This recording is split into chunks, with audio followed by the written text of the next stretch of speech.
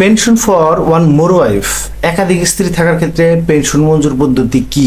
চলুন এই বিষয়ে জেনে নিই আমরা। শুধু স্ত্রী নয়, সন্তানগণ পাবেন পেনশনের অংশ। পেনশন সহজীকরণ আদেশ 2020-এর সংযোজনী 21-এর অনুচ্ছেদ 5-2 এর 1 মোতাবেক পারিবারিক পেনশনের পিপিও পরিবারের সকল সদস্যের পক্ষে কেবল একজন সদস্যের মানে অভিভাবক হিসেবে তার অনুকূলে এই পেনশন আদেশ জারি করা যাবে। একাধিক স্ত্রী থাকার ক্ষেত্রে ইহার ব্যতিক্রম করার বিধান রয়েছে। অর্থাৎ একাধিক স্ত্রী একজনের অভিভাবকত্বে পেনশন গ্রহণে রাজি না হলে, অর্থাৎ এই স্ত্রী একাধিক থাকলেও ইচ্ছে করলে একজন স্ত্রী তুললো আর এক স্ত্রীকে ভাগ দিয়ে দিল, কিন্তু সে যদি চায় যে না আমি আরেকজনের কাছ থেকে নেব না, আমি আলাদা নেব, তাহলে বই দুইটা হবে। একাধিক স্ত্রী প্রত্যেকের নামে পৃথক পৃথক পেনশন মঞ্জুর অর্থাৎ পিপিও জারি করিতে হইবে। একাধিক স্ত্রীর ক্ষেত্রে আনুতোষিক ও পেনশন দুটোর ক্ষেত্রে বটনের ক্ষেত্রে যে নিয়ম সেটি কিন্তু কার্যকর থাকবে।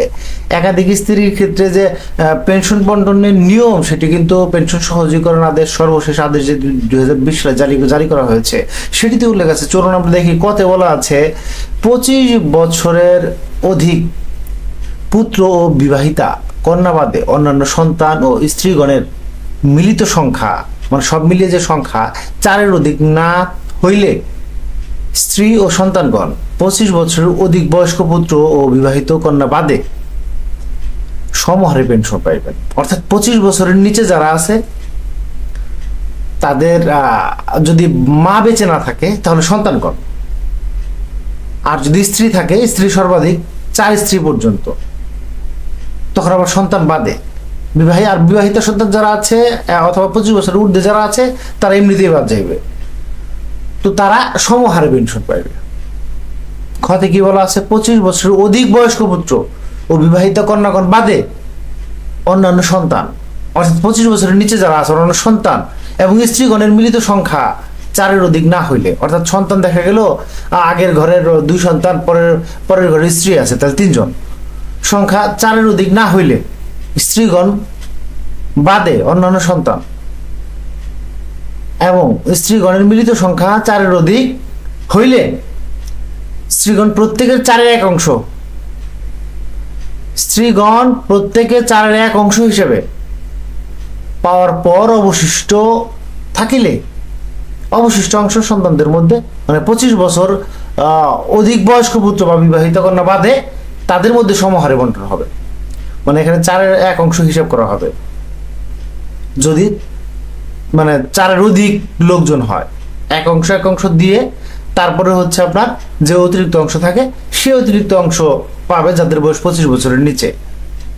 এখন চাকুরিকালীন 2 স্ত্রী থাকলে 2 জন সমান হারে পাবেন, এটি তো আমরা জানি। স্ত্রী বর্তমান থাকলে পেনশনে আসার পরে আরেকটি বিয়ে করলে সেই স্ত্রী কি পেনশন পাবে না? সর্বশেষ যে আদেশ জারি হয়ে গেছে, পেনশনে যাওয়ার পরে কোনো বিয়ে করলে সে কিন্তু পেনশনের অংশীদার হবে না, পেনশনার বা মূল চাকরিজীবী মারা গেলে। তো আমরা একটা এক্সাম্পল ধরা যাক, প্রথম স্ত্রী নাই, সন্তান মানে প্রথম স্ত্রী নিঃসন্তান, মানে প্রথম স্ত্রীর কোনো সন্তান নেই, দ্বিতীয় স্ত্রী 4 সন্তান, এমত অবস্থায় কে কত অংশ পেনশন পাবে? মোট পেনশন 16 আনা ধরা হবে। স্ত্রী সন্তান মিলে 4 জনের অধিক হলেই, তো 4 জনের অধিক হইল দ্বিতীয় স্ত্রীর 4 সন্তান আর প্রথম স্ত্রীর নিঃসন্তান, তাহলে 5 জন হয়ে গেল স্ত্রী এবং পরের যে স্ত্রী তার 4 সন্তান, তাহলে 2 জন স্ত্রী 4 + 4 আনা পাবে। বাকি 8 আনা সমান হারে সন্তানদের মাঝে বন্টন হবে। অর্থাৎ মোট পেনশনের 16 ভাগে ভাগ করা হবে, 4 ভাগের 1 ভাগ পাবে, মানে 4 অংশ 4 আনা পাবে হচ্ছে এক স্ত্রী এবং অন্য স্ত্রীও 4 আনা পাবে। বাকি 8 সন্তান তারা সমহারে পাবে কত আনা? অবশিষ্ট 8 আনা। অর্থাৎ প্রথম স্ত্রী 4 আনা আর দ্বিতীয় স্ত্রী সন্তানদের অংশ সহ, তো প্রথম স্ত্রী সরাসরি 4 আনা পাইল আর দ্বিতীয় স্ত্রী সন্তানদের অংশ সহ, তাহলে 4 আনা স্ত্রী এবং সন্তানদের জন্য 8 আনা, টোটাল 12 আনা পাবে।